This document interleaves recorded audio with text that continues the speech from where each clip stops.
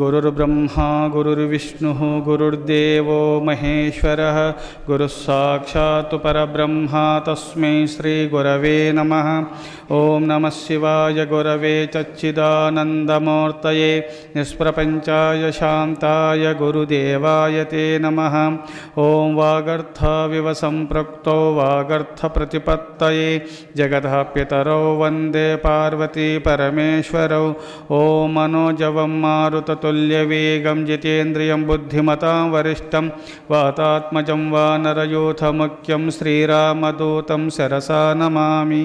ओं नमो ब्रह्मादिभ्यो ब्रह्मविद्यासम्प्रदायकर्तृभ्यो वंशऋषिभ्यो महद्भ्यो नमो गुरुभ्यः। ओं सहना भवतु सहनौ भुनक्तु सह वीर्यं करवावहै तेजस्विनावधीतमस्तु मा विद्विषावहै। ओं शान्तिः शान्तिः शान्तिः। ओं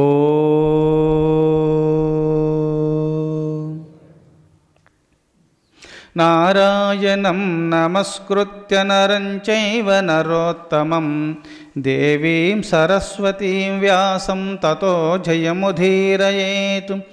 वसुदेवसुतं देवं कंसचाणूरमर्दनं देवकी परमानन्दं कृष्णं वन्दे जगद्गुरुं। జగద్గురువైన శ్రీకృష్ణ పరమాత్మ ఈరోజు భగవద్గీతను లోకానికి అందించిన రోజు.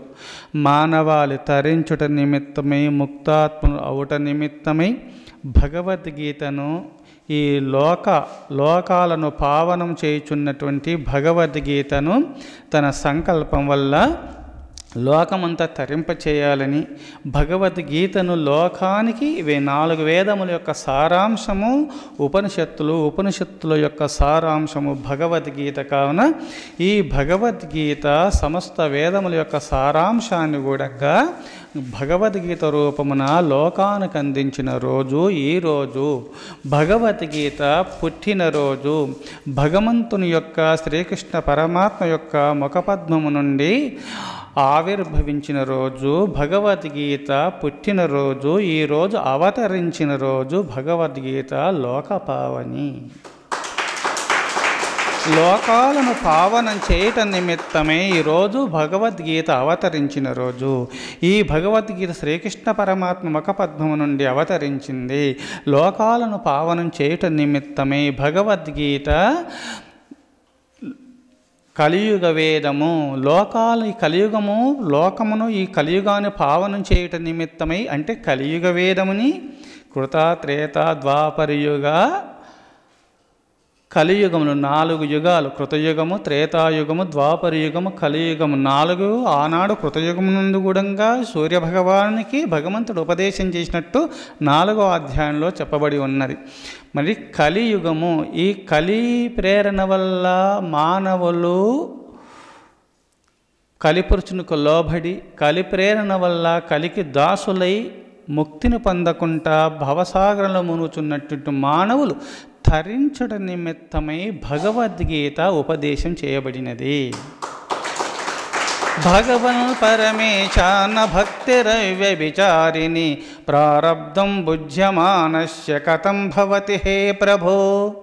ఓ భగవంతుడా, పరమేశ్వర, ప్రారబ్ధ కర్మలలో నిమగ్నుడైనటువంటి మానవులు ముక్తి పొందుట ఎలా, అలాగ భక్తి ప్రాప్తించుట ఎట్లా, వాళ్ళు ఎలా తరిస్తారు స్వామిని భూదేవి శ్రీ మహావిష్ణువును ప్రార్థించింది. అప్పుడు శ్రీ మహావిష్ణువు ప్రారబ్ధం భుజ్యమానోపి గీతాభ్యాస రతస్సద సముక్త సుఖీ లోకే కర్మనానోపలిప్యతే. ఈ భగవద్గీతను ఎవరైతే శ్రద్ధతో భక్తిభావనతో ఎవరు పారాయణ చేస్తారో భూదేవి సమస్త కర్మముల నుండి విముక్తులై ముక్తాత్ములైపోతారు. ఈ భగవద్గీత పారాయణ చేస్తున్నటువంటి పుణ్యపురుషులెల్లరని శ్రీ మహావిష్ణువు భూదేవికి ఉపదేశం చేసినటువంటిది భగవద్గీత. అందుకోసము ఈ గీతా పారాయణ చేస్తే చాలు. గీత గీత గీత గీత అంటే త్యాగ పురుషులైపోతారు వాళ్ళు. గీకారం గీకారం త్యాగరూపం శాత్ తకారం తత్వబోధకం గీతాజ్ఞానమిదం తత్వం జ్ఞేయం సర్వముముక్షుభిః. మోక్షేచ్ఛ కలిగినటువంటి పుణ్యపురుషులు ఈ గీతాపారాయణ చేస్తే చాలు. గీ అనే అక్షరము, గీత అనే ఒక బీజాక్షరములు, గీ అనే అక్షరములు త్యాగతత్వం, త్యాగత్వాన్ని, త్యాగ స్వరూపమును నీకు ప్రబోధం చేస్తున్నారని వైరాగ్యమును కలిగిస్తుంది.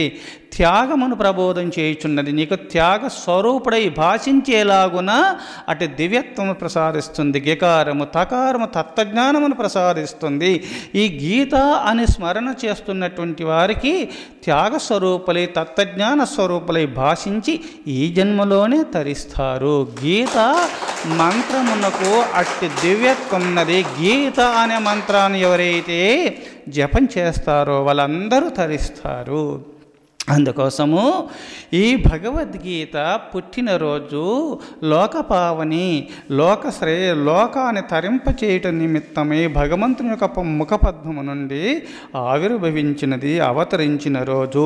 ఈ భగవద్గీత రణరంగంలో పుట్టింది. గీత పుట్టెను యుద్ధ భూమిలో, గీత పెరుగెను భరత భూమిలో, గీత మర్మము బోధ చేయుచు, గీత చదువుములెమ్ము సోదరా, భగవద్గీత చదువుములెమ్ము సోదరి. ఈ భగవద్గీత యుద్ధంలో, రణరంగంలో జన్మించింది, యుద్ధభూమిలో పుట్టింది. గీత పుట్టెను యుద్ధ భూమిలో, గీత పెరుగను భరత భూమిలో. భారతదేశమనగా భక్తి జ్ఞాన వైరాగ్యములందు విహరించువారు భారతీయులు. పవిత్రమైనటువంటి భూమి, వేద భూమి. ఇక్కడ పుట్టి పెరిగి ప్రపంచమంతా వ్యాప్తి పొందినటువంటిది గీతామాత. లోకాలను పావనం చేసినటువంటిది గీతామాత. అట్టి గీతామాత ఆనాడు గీతామృతమును గ్రోలు తరించినారు. ఇప్పుడు కాలక్రమేణా కలిపురుషుని ప్రేరణ వల్ల మానవులు గీతాపారాయణ చేయలేనందువల్ల భవబంధ విముక్తులు కాలేకపోతున్నారు. కావున మీరందరూ కూడా గీతాపారాయణ చేస్తూ 10 మంది ద్వారా చేయిస్తూ అందరూ ఎవరైతే గీతామృతమును గ్రోలుతారో వాళ్ళందరూ తరిస్తారు. కావున మీరందరూ కంకణం కట్టుకొని గీతా ప్రచారమును మీరు చేస్తే చాలు. మీరందరూ తరిస్తారు. విన్నవాళ్ళు తరిస్తారు, పారాయణం చేసిన వాళ్ళు తరిస్తారు. ఈ భగవద్గీతలో ఉన్న దివ్యత్వం అలాంటిది. అందుకోసమే ఈ భగవద్గీత రణరంగంలో సేనయోరుభయోర్మధ్యే రథం స్థాపయమేచ్యుత. ఆ రణరంగ యుద్ధమంతా ఇరు సైన్యముల వైపు, ఇటువైపు అటువైపు జనసమూహమంతా ఉన్నది. మహాయుద్ధ వీరులంతా ఉన్నారు. అక్కడికి కృష్ణ పరమాత్మను ప్రార్థించి, కృష్ణ ఆ ఇరుసేనల మధ్యలో నా రథమును నిలుపుము. ఎవరెవరు యుద్ధమును చేయటం నిమిత్తమై వచ్చినారో వాళ్ళని చూడదలిచినాను అని అంటాడు. కృష్ణ పరమాత్మను ప్రాధేయపడి అడగగా, ప్రార్థించగా ఇరుసేనల మధ్యలో తీసుకెళ్ళే రథమును అక్కడ నిలపగా ఇరు సైన్యములు అందరిని చూస్తాడు. చూసి బాధపడుతూ ఉంటాడు. అయ్యయ్యో, యుద్ధము నిమిత్తమై అనగా ఈ రాజకాంక్ష నిమిత్తమై దుర్యోధను యొక్క ప్రేరణ వల్ల ఇంతమంది వచ్చినారు మరణించటానికంటే నేను అందరిని చంపగలుగుతాను అని అత ధీరత్వం ఉంది అర్జునుల్లో. చంపగలుగుతాను. ధీరుడై ఉండి దీనుల యందు కరుణ చూపువాడే స్వర్గాన్ని పొందుతారు, ముక్తాత్ములవుతారు. శాస్త్రముల యందు చెప్పబడిన దివ్యత్వం ఇదే. అర్జునులో ధీశక్తి ఉంది, ధీరత్వం ఉంది, భుజబలం ఉంది. వీళ్ళందరూ కూడా రాజకాంక్ష వల్ల వచ్చినారు. వీళ్ళని చంపితే ఏమొస్తుందని ఆ దీనుల యందు కరుణించి అయ్యో వీళ్ళని ఎలా చంపేది అని ఏడుస్తూ ఉన్నాడు.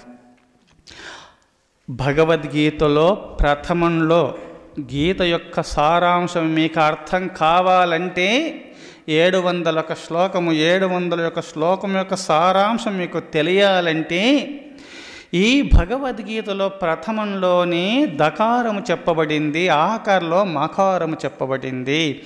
శమః దమః ఉపరమః తితిక్ష శ్రద్ధ సమాధానం. ఈ సాధన నిత్యానిత్య వస్తు వివేక ఇహ అముత్రార్థ ఫలభోగ విరాగ శమాది శతక సంపత్తి మమోక్షుత్వం. సాధన చతుష్టయ సంపత్తి కలిగిన పుణ్యపురుషులకే ఈ భగవద్గీత అర్థమవుతుంది.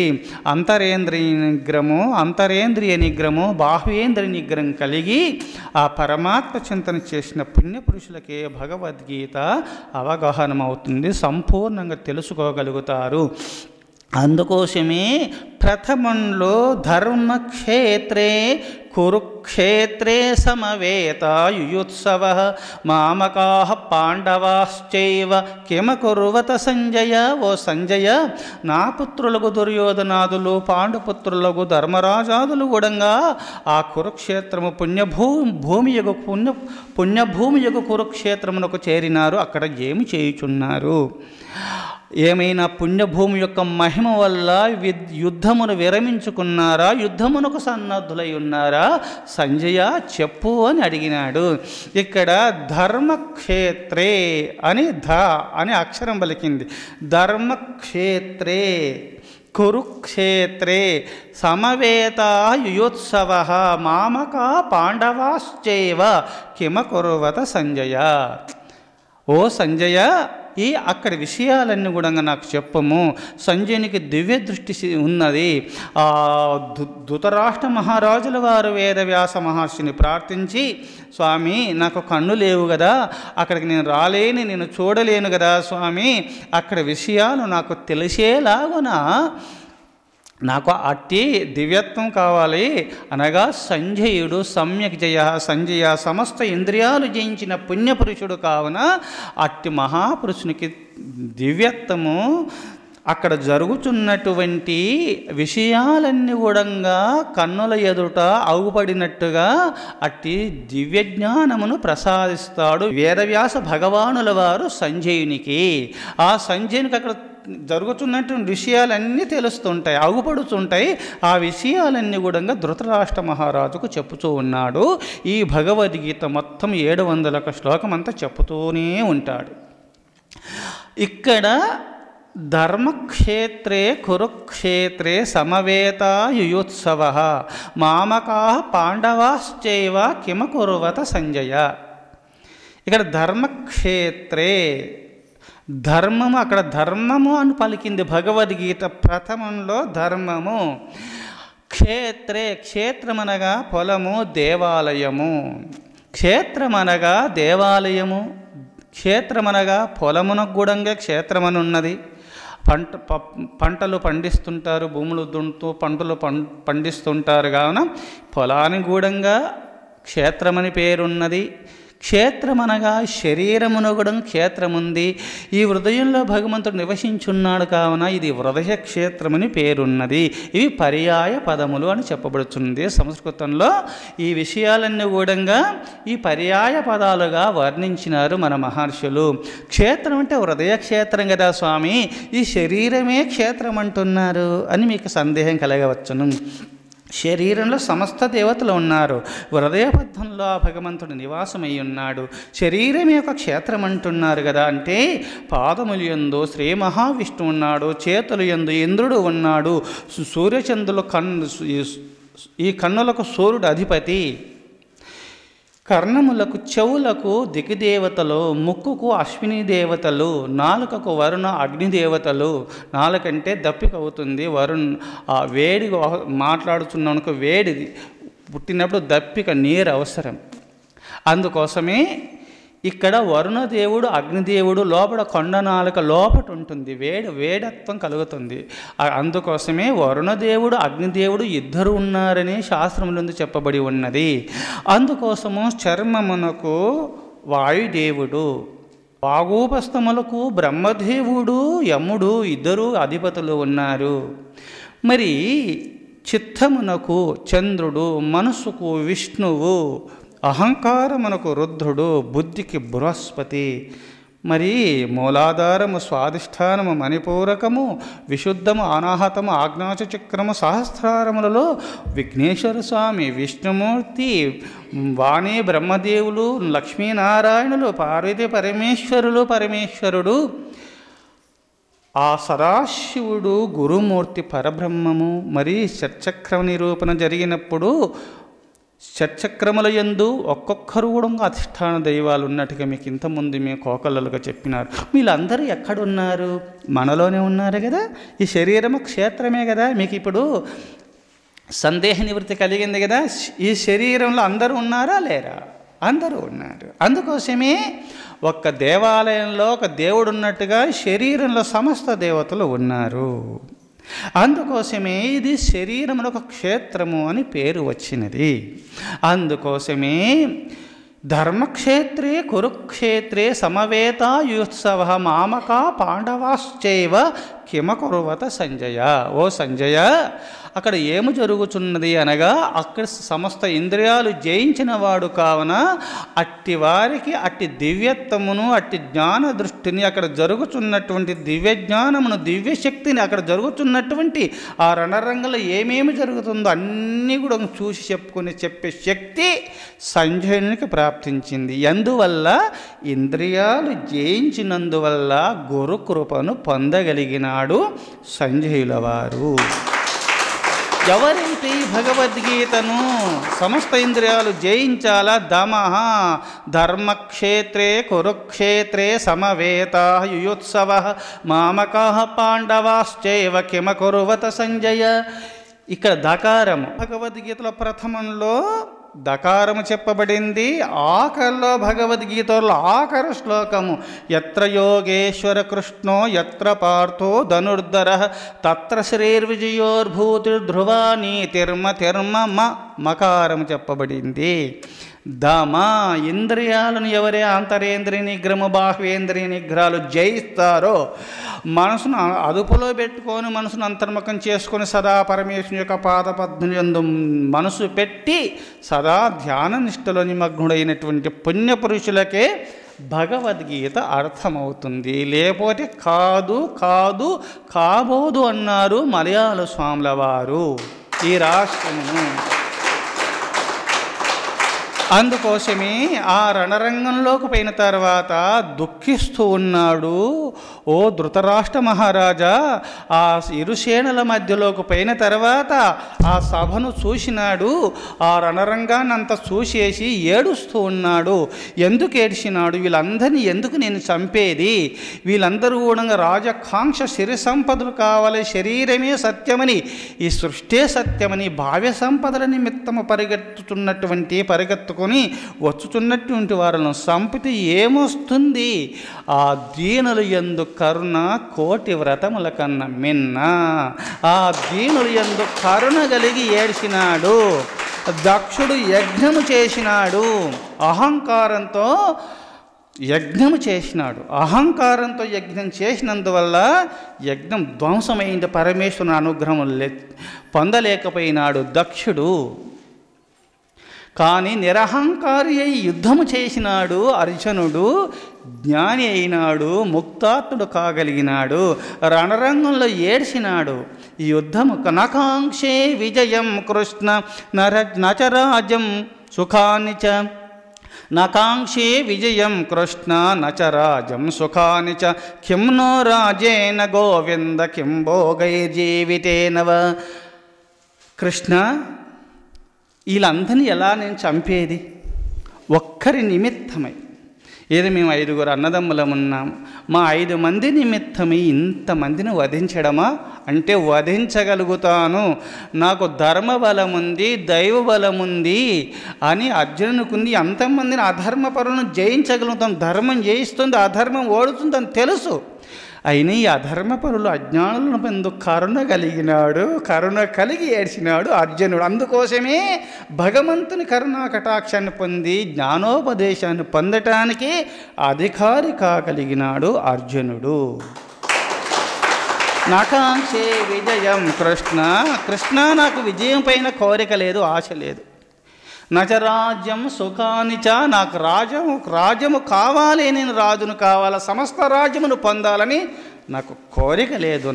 నాకాంక్షి విజయం కృష్ణ నచరాజ్యం సుఖానిచ, సమస్త రాజభోగములను అనుభవించాలని, సమస్త రాజ్యమును పొందాలని నాకు గుడంగా కాంక్ష కోరిక లేదు. నచరాజ్యం సుఖానిచ కిం నో రాజ్యేన గోవింద కిం భోగై జీవితేనవా, నాకు జీవితపైనే ఆశ లేనటువంటి వారికి ఇవన్నీ నాకు ఎందుకు కృష్ణ. నాకాంక్షే విజయం కృష్ణ నచరాజ్యం సుఖానిచ, నాకు రాజ్యం కావాలని, విజయాన్ని పొందాలని, అన్ని సుఖములను నేను ప్రాప్తింప చేసుకోవాలని నాకు ఇచ్చే కోరిక లేదు. నాకాంక్షే విజయం కృష్ణ నచరాజ్యం సుఖానిచ కిం నో రాజేన గోవింద కిం భోగై జీవితేనవా, నాకు జీవితంపైనే ఆశ లేదు, ఎందుకు కృష్ణ. వీళ్ళంతకు చంపాల అని ఏడ్చినాడు, పరితపించినాడు. నాకు ఏతాన్నహంతుమిచ్చామి ఘ్నతోపి మధుసూదన అపి త్రైలోకరాజస్య హేతో కిన్ను మహే కృతే, ఏతో కిన్ను మహే కృతే. కృష్ణ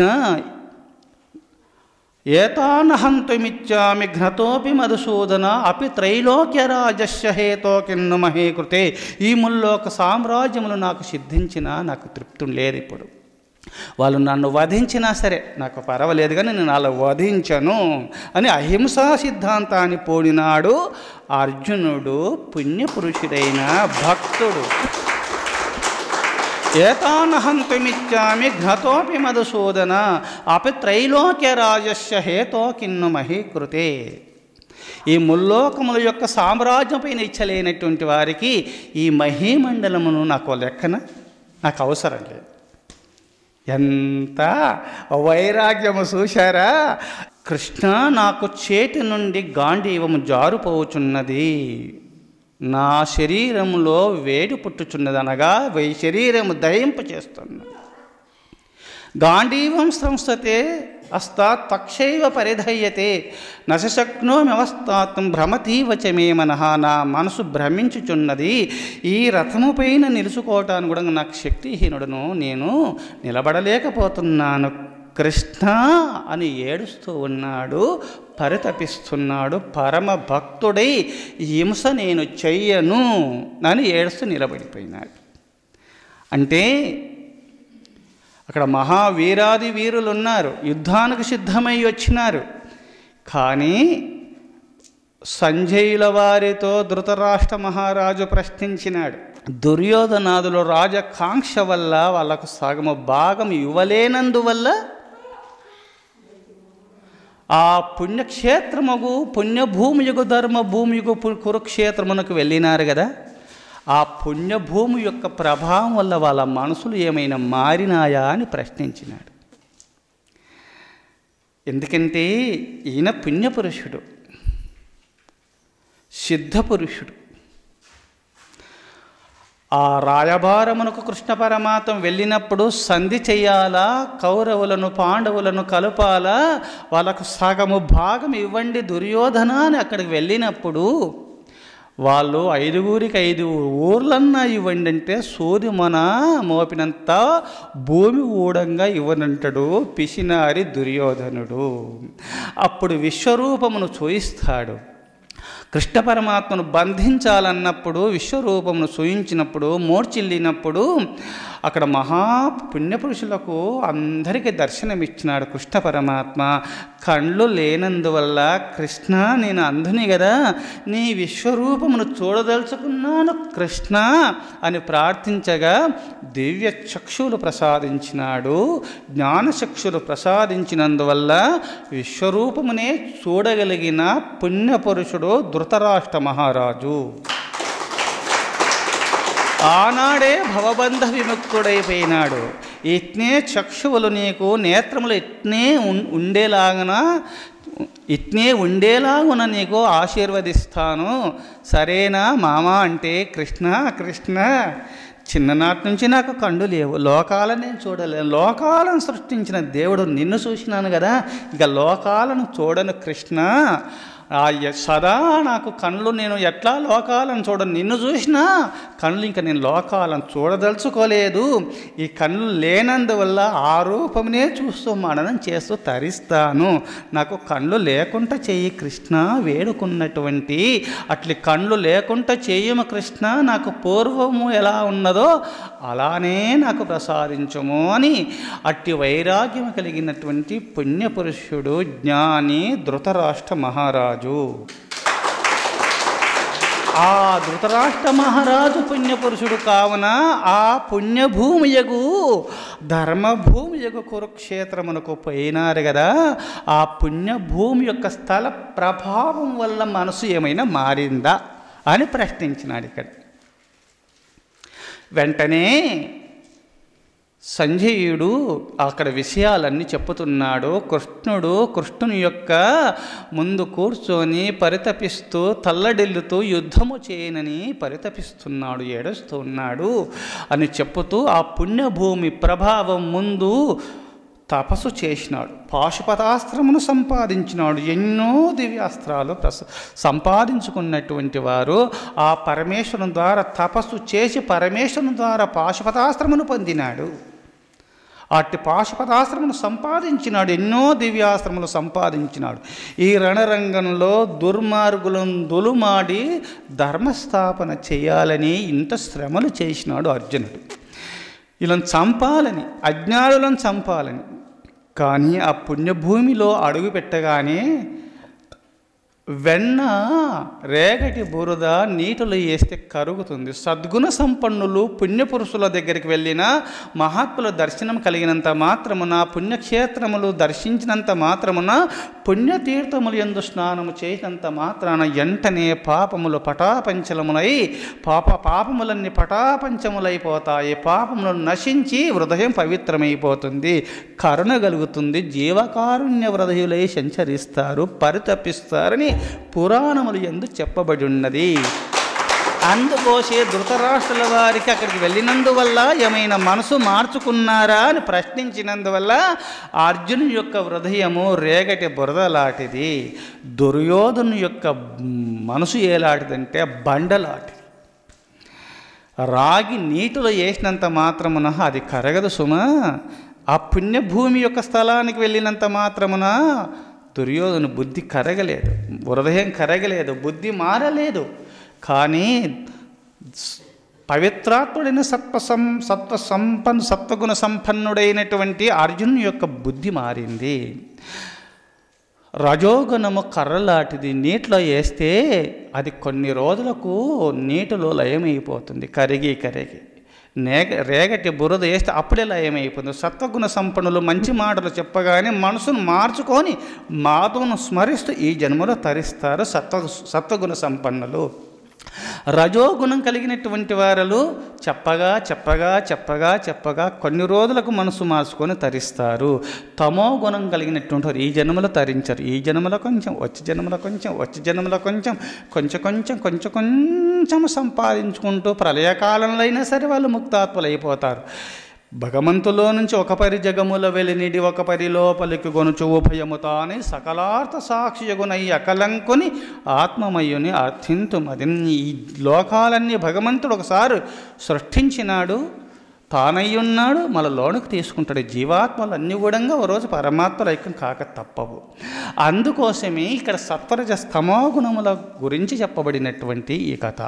అందుకోసమే అర్జునుడు సత్వగుణ సంపన్నుడు కావున ఆ పుణ్యభూమి, ధర్మభూమి, కురుక్షేత్రము ఆ పుణ్యభూమి ధర్మభూమిని ఎలా పేరు వచ్చింది అని మీకు సందేహం కలగవచ్చును. కురు మహారాజు ఆనాడు ఎన్నో యజ్ఞయాగాదులు చేసినాడు ఆ పుణ్యభూమిలో.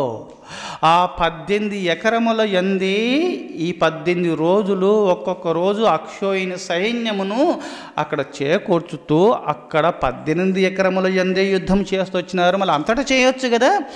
ఆ 18 ఎకరముల యందు ఎవరైతే మరణిస్తారో వాళ్ళందరూ స్వర్గాన్ని పొందేలాగున కురు మహారాజు యజ్ఞయాగాదులు చేసి ఆ కురు మహారాజు యొక్క యజ్ఞయాగాదులు చేయుచుండగా ఆ ధర్మబుద్ధికి ఆ సత్శీలతకు మెచ్చి దేవతలు ప్రత్యక్షమై ఆశీర్వదించినారు. ఓ కురు మహారాజా, ఈ 18 ఎకరముల యందు ఎవరు మరణించినా స్వర్గాన్ని పొందుదురుగాక అని వరమిచ్చినారు.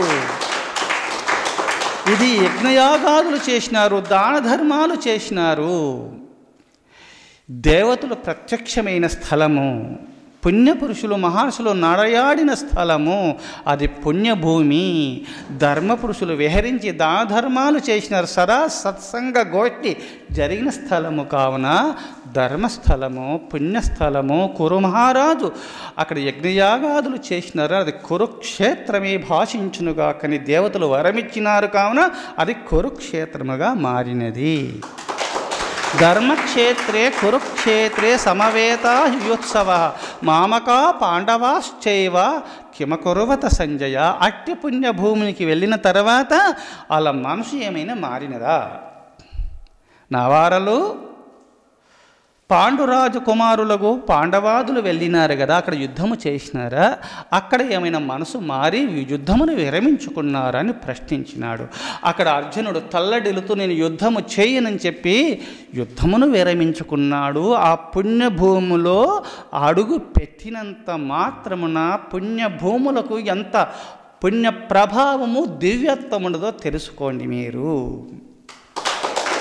ఎక్కడైనా వెళ్ళి అందుకోసమే సంవత్సరానికి ఒక్కసారైనా సరే పనులు చేసి అప్పుడప్పుడు డబ్బు సంపాదించుకొని సంవత్సరానికి ఒకసారైనా పుణ్యక్షేత్ర తీర్థయాత్రలు చేస్తూ పుణ్యతీర్థములు ఎందు స్నానం చేస్తూ ఆ దివ్యమూర్తులను దర్శనం చేసుకున్నా చాలు, పాపాలు పోతాయి, పవిత్రాత్ములైపోతారు, వాళ్ళు ముక్తాత్ములు అవుతారని పురాణములు ఎందు రహస్యములు కోకళ్ళలుగా చెప్పబడింది.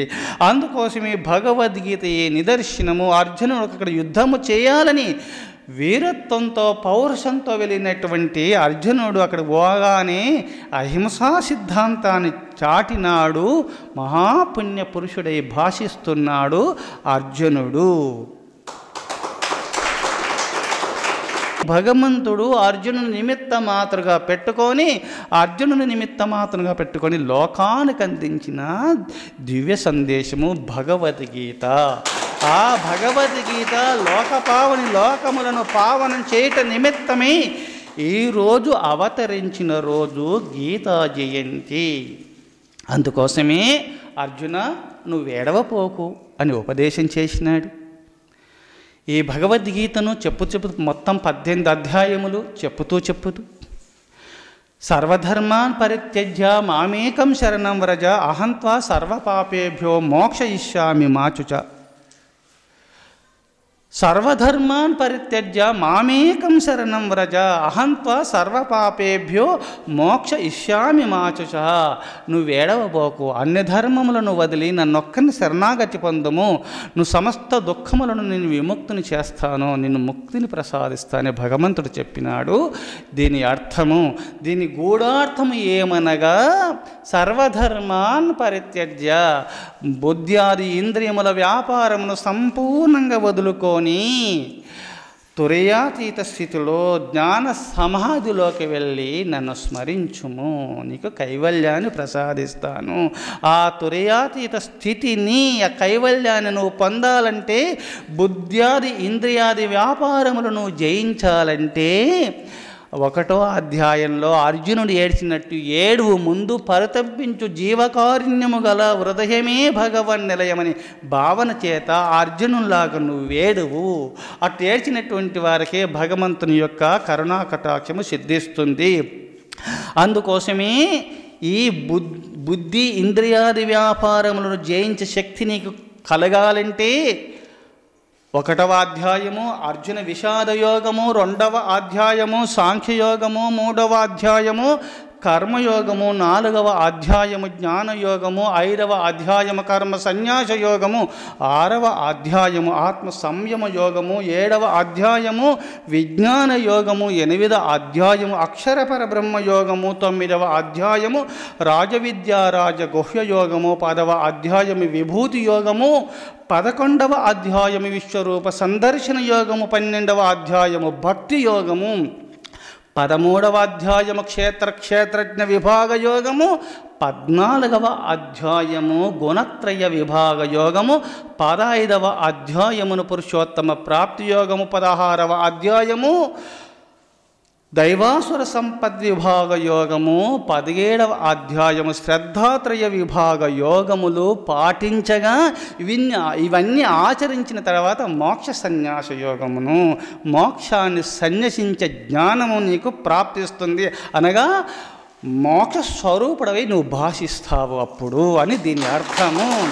అందుకోసమే 18వ అధ్యాయంలో అర్జున సర్వధర్మాన్ పరిత్యజ్య, అన్ని ధర్మములు వదిలి, అనగా ఇక్కడ అధర్మాన్ని వదిలేయి ధర్మాన్ని వదలమని కాదు. ఇక్కడ మలయాళ స్వాములారు మున్నగు మహనీయులందరూ కూడా అధర్మాన్ని వదులుకోండి, అట్నే ధర్మాన్ని మీరు వదలకండి, ధర్మాన్ని ఆచరించండి, సమస్త ఇంద్రియ వ్యాపారములన్నీ వదులుకొని సదా పరమాత్మ చింతన చేయండి అని దీని అర్థము.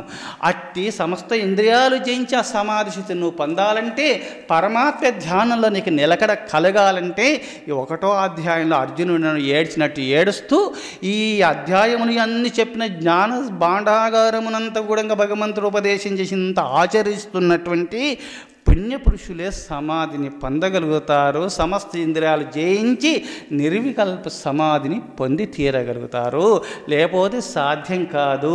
అందుకోసమే ఈ భగవద్గీత శ్లోకం గురించి సర్వధర్మాన్ పరిత్యజ్య మామేకం శరణం వ్రజ అహం త్వా సర్వ పాపేభ్యో మోక్షయిష్యామి మా శుచః. అన్ని ధర్మాలను వదిలిన సంపూర్ణమైన శరణాగతి పొందమన్నాడు భగవంతుడు. ఆ భగవంతుని శరణాగతి పొందినటువంటి వారికి ముక్తినిస్తున్నాడు కదా భగవంతుడు అని అన్ని ధర్మాలను వదిలేసి, అనగా అట్టి అధర్మ కార్యక్రమాలను వదిలేసేసి ధర్మాన్ని ఆచరిస్తూ సమస్త ఇంద్రియ వ్యాపారములన్నీ వదులుకొని నన్ను ప్రార్థన చేయని దీని గూఢార్థము మాత్రమే. ఇట్టి అర్థమును తెలుసుకొని ఆ భగవంతుడు చెప్పినటువంటి జ్ఞాన సంపదను ఎవరైతే వింటారో ఆచరిస్తారో, అన్నీ వదులుకొని నన్నే శరణాగతి పొందు అన్నప్పుడు మరి భగవద్గీతలో భగవంతుడు ఎందుకు చెప్పినాడు? 3వ అధ్యాయమునందు కూడా ప్రతి అధ్యాయంలో నిష్కామ కర్మయోగివి కమ్ము అన్నాడు. కర్మలు చేయమని చెప్పినాడు. అందువలనే అట్ట చేసినందువల్ల జ్ఞాని అవుతావు అన్నాడు. అందుకోసమే శ్రేయాన్ స్వధర్మో విగుణః పరధర్మాత్ స్వనుష్ఠితాత్ స్వధర్మే నిధనం శ్రేయః పరధర్మో భయావహ. పరధర్మము భయంకరమైంది, స్వధర్మము మేలు. పరధర్మము వదులుకో, అనగా అధర్మ కార్యక్రమం వదులుకో, ధర్మ మార్గాన్ని ఆచరించుము. ధర్మమేందో అధర్మమేందో గురువు చింతకు వెళ్ళి తెలుసుకో. పరధర్మం అనగా దూదము పానము వ్యభిచారములు జీవహింసలు వదులుకొని స్వధర్మం అనగా సత్యము దయా తపస్సు దానములు కలిగి పరమాత్మ సేవ చేసుకున్నప్పుడే భవబంధ విముక్తుడైపోతాడు. యద్యదాచరతశ్రేష్ఠ సత్తదేవేతరో జనః సయత్ప్రమాణం కురుతే లోకస్తదనువర్తతే. అందుకోసమే అర్జున పెద్దలు ఏది ప్రమాణంగా స్వీకరిస్తారో, మహాత్ములు పుణ్యపురుషులు ఏది ఆదర్శంగా తీసుకుంటారో దాన్ని ప్రమాణంగా ఆదర్శంగా తీసుకొని మానవాళి అందరూ తరిస్తారు. కావున అందరూ కూడా భక్తి మార్గము, జ్ఞాన మార్గమును, యోగ మార్గమును, జ్ఞాన మార్గమును ఆచరిస్తూ మానవాళిని ఆచరింపచేయడమే మానవుల కర్తవ్యము, పుణ్యపురుషుల కర్తవ్యము. అందుకోసమే బుద్ధ్యాది ఇంద్రియముల వ్యాపారములను వదులుకోవాలా, ధర్మాన్ని ఆచరించాలా, అధర్మ కార్యక్రమాలు చేయకుండా సర్వేశ్వరుడు చింత చేసినటువంటి పుణ్యపురుషులే కైవల్యాన్ని పొందగలుగుతారు. అప్పుడు జ్ఞానులు అవుతారు.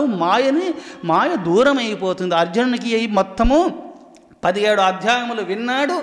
మోక్ష సన్యాస యోగంలో అంత జ్ఞానముని విని విని కృష్ణ నష్టో మోహ స్మృతిర్లబ్ధ త్వత్ప్రసాదాన్మయాచ్యుత శితోస్మిగత సందేహ కరిష్యే వచనం తవ. నా సమస్తం మోహములు నశించినాయి, నీ అనుగ్రహం వల్ల మరిచిపోయిన జ్ఞానము నాకు ప్రాప్తించింది. నష్టో మోహ స్మృతిర్లబ్ధ, నాకు మోహములు నశించినాయి, స్మృతిర్లబ్ధ మళ్ళీ నాకు ప్రాప్తించింది నీ అనుగ్రహం వల్ల. నేను జ్ఞానాన్ని పొందగలిగినాను. నష్టో మోహ స్మృతిర్లబ్ధ తత్ప్రసాదాన్మయాచ్యుత, నీ అనుగ్రహం వల్ల మరిచిపోయినటువంటి జ్ఞానము నాకు ప్రాప్తించింది. అందుకోసమే నష్టో మోహ స్మృతిర్లబ్ధ త్వత్ప్రసాదాన్మయాచ్యుత శుతోస్మిగత సందేహ కరిష్యే వచనం తవ. నీ ఆజ్ఞను పాటిస్తాను, నేను ఆచరిస్తానని అప్పుడు భగవంతుని ఆజ్ఞను పాటించుట నిమిత్తమే సిద్ధమైపోయినాడు అర్జునుడు. కరిష్యే వచనం తవ, నీ ఆజ్ఞ పాటిస్తాను అని భగవంతుని సంపూర్ణ శరణాగతి పొందినాడు. అట్టి కృష్ణార్జును ఎచ్చోట ఉంటారో ఎత్ర యోగీశ్వర కృష్ణో ఎత్ర పార్థో ధనుర్ధర తత్ర శ్రీర్విజయోర్భూతుడు ధ్రువానీ తిర్మమ. ఆ ఎత్ర శ్రీ కృష్ణార్జునులు ఉంటారో అక్కడ శ్రీ సంపదలు, యశస్సు, కీర్తి సమస్తం ఉంటాయి. అనగా అర్జునులాగా జీవకారుణ్య వృధులై ఏడుస్తూ ఆ కృష్ణ పరమాత్మ చెప్పినట్టుగా ఆచరిస్తూ అర్జునులా పరమ శరణాగతి పొంది ఆ భగవంతుడు చెప్పినటువంటి జ్ఞానమును విని ఎవరు ఆచరణలో పెట్టుకుంటారో, ఆచరిస్తారో ఆత్మస్వరూపులై ఆత్మజ్ఞానాన్ని పొంది తీరుతారు ఈ జన్మలోనే. ఎక్కడ కృష్ణార్జునులు ఉంటారో, కృష్ణార్జునులు చెప్పినట్టు ఆచరిస్తారో వాళ్ళ ఆత్మజ్ఞానాన్ని పొంది ఈ జన్మలోనే తరిస్తారు, ముక్తాత్మలైపోతారు. అందుకోసమే ధర్మక్షేత్రే కురుక్షేత్రే సమవేత యుయుత్సవ మామకా పాండవాశ్చైవ కిమకుర్వత సంజయ. దకారము పలికింది ప్రథమంలో, ఆకల్లో ఎత్ర యోగేశ్వర కృష్ణో ఎత్ర పార్థో ధనుర్ధర తత్ర శ్రీర్విజయోర్భూతి ధ్రువానీ తిర్మమ. మా ఎవరైతే సమస్త ఇంద్రియాలు అదుపులో పెట్టుకున్నటువంటి పుణ్యపురుషులకు అంతరేంద్రియములు, బాహవేంద్రియములను, సమస్త బుద్ధ్యాది ఇంద్రియాలను, సమస్త ఇంద్రియాలు జయించుకొని సమస్త ఇంద్రియ వ్యాపారములను తొలగించుకున్న పుణ్యపురుషులకే భగవద్గీత అర్థమవుతుంది. భగవద్గీతలో ఉన్న జ్ఞాన సంపదను పొందగలిగి బ్రహ్మానంద స్వరూపుడి భాషిస్తాడు.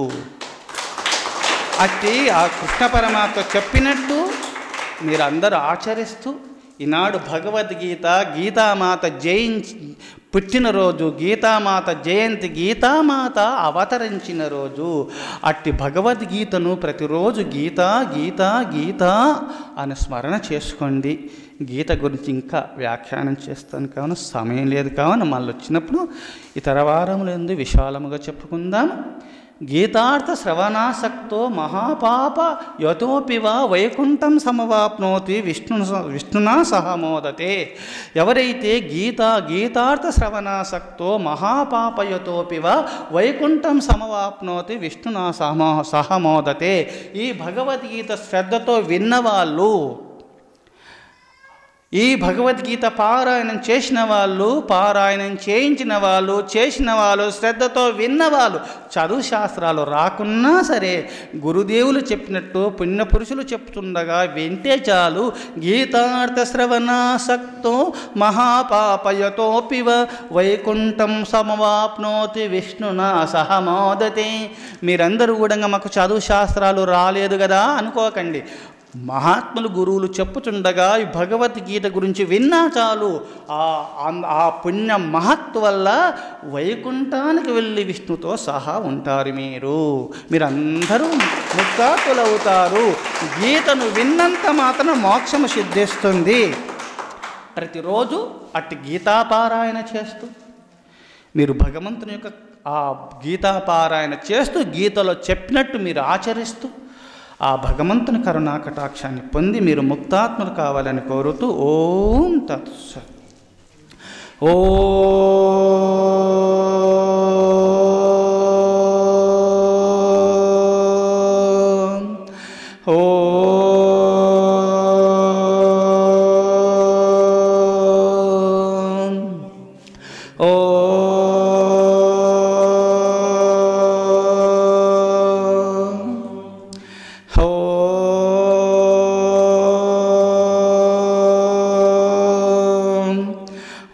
सहना भवतु सहनो भुनक्तु सह वीर्यं करवावहै तेजस्विनावधीतमस्तु मा विद्विषावहै। ओम शांति शांति शांति। शंभो शिव शिवा शिव शिवा शिव शिवा। नारायण नारायण नारायण हो। दैवमतము ప్రతిష్ఠితమగునుగాక కరుణామతము వృద్ధినందునుగాక శాంతిమతము స్థాపితమగునుగాక సత్యమతము స్థిర ప్రతిష్ఠితనందునుగాక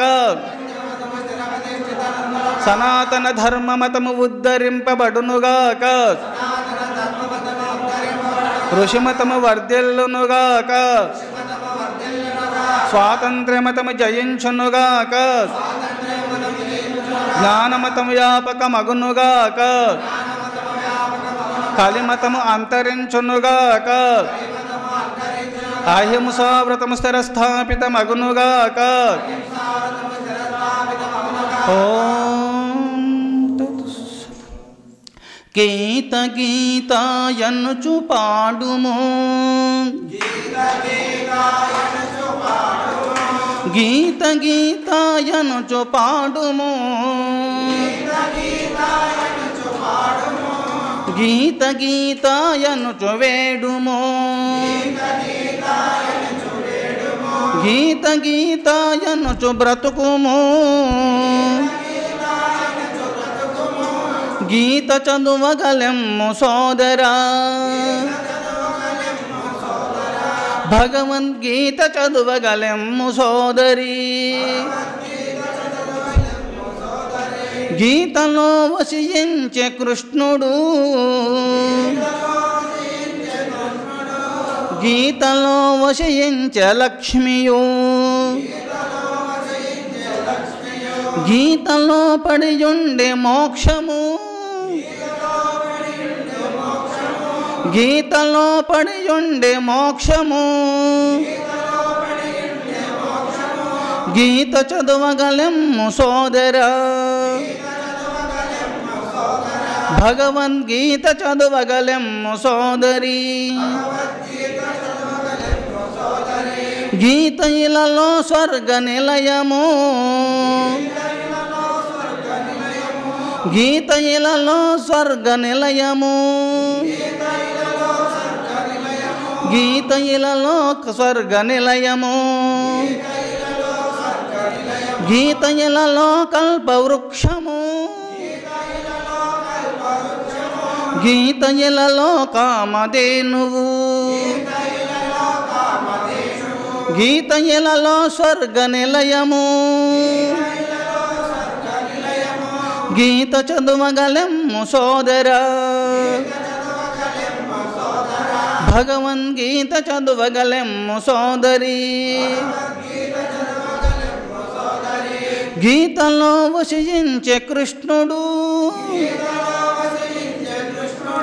గీతలో వసించే లక్ష్మియు గీతలో పడియుండే మోక్షము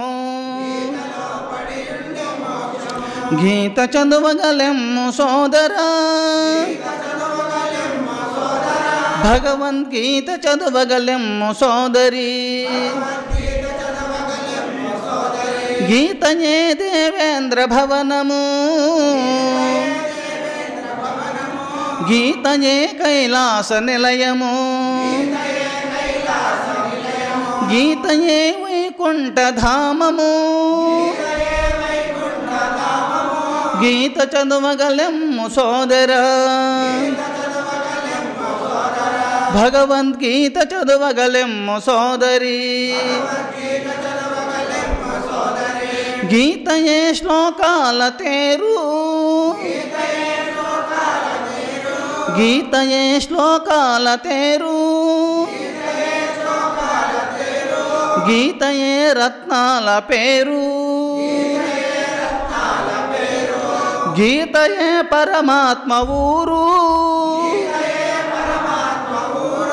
గీతయే పరమాత్మ ఊరు గీత చదువగలెమ్ము సోదరా భగవద్గీత చదువగలెమ్ము సోదరి గీత కంటను లేదు మంత్రము గీత కంటను లేదు ధ్యానము గీత కంటను లేదు త్యాగము గీత చదువగలెమ్ము సోదరా భగవద్గీత చదువగలెమ్ము సోదరి గీత పలికిన త్యాగి వగుదువు గీత వినినను జ్ఞాని వగుదువు గీత పలికిన త్యాగి వగుదువు గీత చదువగలెమ్ము సోదరా భగవద్గీత చదువగలెమ్ము సోదరి గీత జడమని తలుపకెన్నడు గీత జడమని తలుపకెన్నడు గీత చులకన చూడకెన్నడు గీతయే ప్రత్యక్ష దేవత గీత చదువగలెమ్ము సోదరా గీత చదువగలెమ్ము సోదరా భగవద్గీత చదువగలెమ్ము సోదరి గీతలో ఒక మాట చదువుము గీతలో ఒక మాట చదువుము గీతలో ఒక మాట దుముకుము గీతలో ఒక మాట దుముకుము గీతలో ఒకసారి వెతుకుము గీత చదువగలెమ్ము సోదరా భగవద్గీత చదువగలెమ్ము సోదరి గీత చెప్పెను పరమ పురుషుడు గీత చెప్పెను కృష్ణదేవుడు గీత వ్రాసను వేద వ్యాసుడు మననంబు చేసెను పార్థుడు గీత చదువగలెమ్ము సోదరా భగవద్గీత చదువగలెమ్ము సోదరి గీత పుట్టెను యుద్ధ భూమిలో గీత పెరుగను భరత భూమిలో గీత మర్మము బోధ చేయుచు గీత మర్మము బోధ చేయుచు గీత చదువగలెమ్ము సోదరా భగవద్గీత చదువగలెమ్ము సోదరి గీత చెప్పెను పరమ పురుషుడు గీత చాటెను గురువరేణ్యుడు గీత మర్మము బోధ చేయగా గీత వినుదువులెమ్ము సోదరా గీత వినుదువులెమ్ము సోదరా భగవద్గీత వినుదువులెమ్ము సోదరి జై గీతామాతా కీ జై శ్రీకృష్ణ పరమాత్మ కీ జై వేదవ్యాస మహర్షుల వారికి జై అర్జున వారికి జై గీతామాతా కీ జై హర హర మహాదేవ శంభో. ఓం బ్రహ్మచారి మహర్షి సద్గురు శ్రీ శ్రీ శ్రీ ప్రేమానంద స్వాముల వారికి మన ఆధ్యాత్మిక సందేహాలుంటే తపోగుహ దగ్గర మాట్లాడుకుందాము. ఓం నమః శివాయ.